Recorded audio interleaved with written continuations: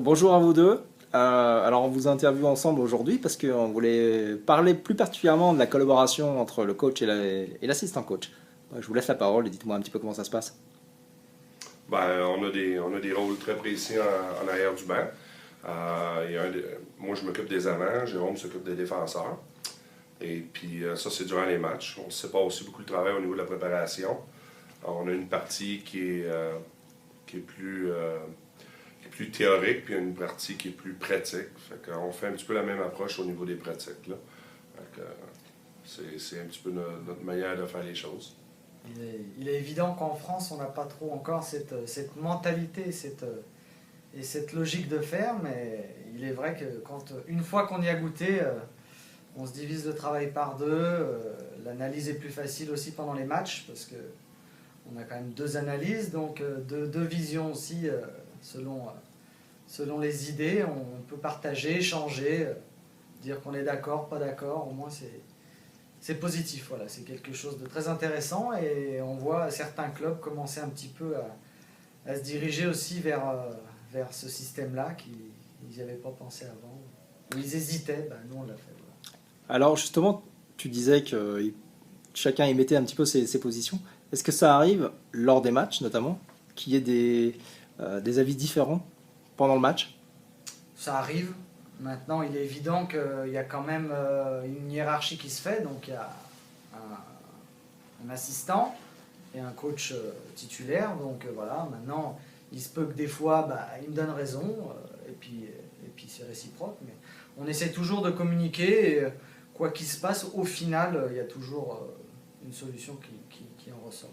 Je pense qu'il est important, surtout, puis c'est un petit peu la méthode de travail qu'on s'est donnée, c'est de prendre la meilleure décision possible pour le bien de l'équipe.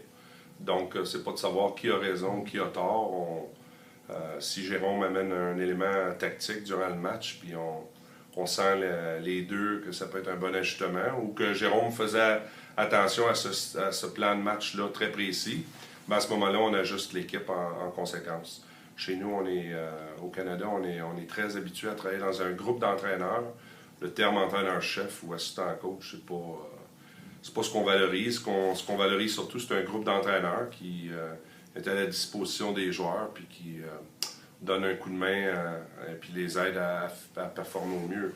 Donc, il n'y a pas vraiment de bras de fer entre moi et Jérôme pour savoir qui a raison. C'est normal qu'on soit divergent certaines fois aussi parce que c'est ça la beauté d'avoir des opinions différentes. Hein?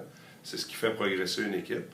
Mais c'est pas des divergences d'opinion, c'est plutôt des analyses selon comment on les voit. Puis après ça, on essaie d'ajouter ou nos exercices, ou nos pratiques, ou nos matchs, en conséquence d'aider l'équipe à réussir. D'accord. Donc ce week-end, on rencontre Strasbourg. Alors on observe, pour ceux qui sont présents à la patinoire, qu'il y a une grosse charge de travail actuellement, avec 2 pratiques par jour. Pourquoi autant de travail finalement? C'est pas autant de travail, c'est juste plutôt qu'on se donne une chance, après l'arrêt qu'il y a eu d'une semaine, on se donne une chance de revoir tous les systèmes de jeu, mais dans un rythme un petit peu plus tranquille. On a tendance à avoir des pratiques très à haute intensité.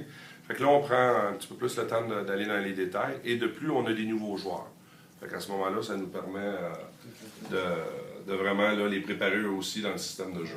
Puis pour les anciens aussi, ça permet de réajuster un petit peu des systèmes qu'on avait peut-être un petit peu des fois plus ou moins oubliés. Ça réactualise un petit peu toute l'actualité, quoi. Alors moi j'ai une dernière question qui est peut-être un peu plus légère. Franck, pourquoi cette moustache? Ouais, on est au niveau nord-américain présentement, puis je pense que c'est dans d'autres pays du monde, on s'aperçoit qu'il y a un mouvement qui s'appelle Movember. C'est pour des maladies que les hommes ont, le cancer de la prostate, et c'est notre moyen à nous de ramasser des sous pour la fondation. Alors on se laisse tous pousser la moustache au mois de novembre, et le premier à minuit 1 minute, je devrais m'en débarrasser à ce moment-là. D'accord, merci pour ces précisions et à très bientôt.